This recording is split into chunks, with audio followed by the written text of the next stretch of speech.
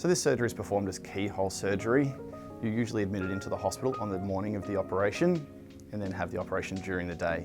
For the first couple of hours after the surgery, you'll be in the recovery area where you'll be intensely monitored by nurses while the anaesthetic wears off. You'll then transfer up to the normal ward of the hospital and have a period to essentially rest for that evening. Most patients are allowed small sips of water that evening. The next day, most patients have a small amount of pain that you would expect with keyhole surgery, and some patients have a little bit of nausea. However, a very large number of people are able to tolerate fluid really early on. In terms of the wounds that you'll have on the stomach, for most operations there's 5 wounds and they're all keyhole cuts. The biggest one is usually 1.5 to 2 centimetres and the smallest ones are 5 millimetres.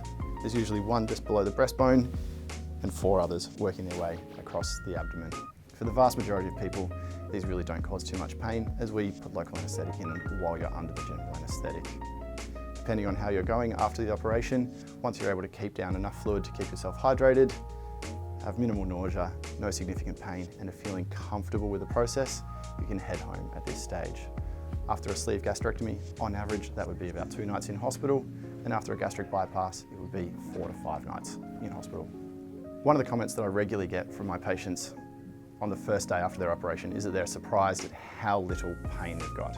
Several people have now asked me, did I actually do the operation? Because they feel surprisingly good. They can see some dressings on their tummy, some essentially advanced band-aids, but beyond that, they feel very normal and they feel comfortable going home.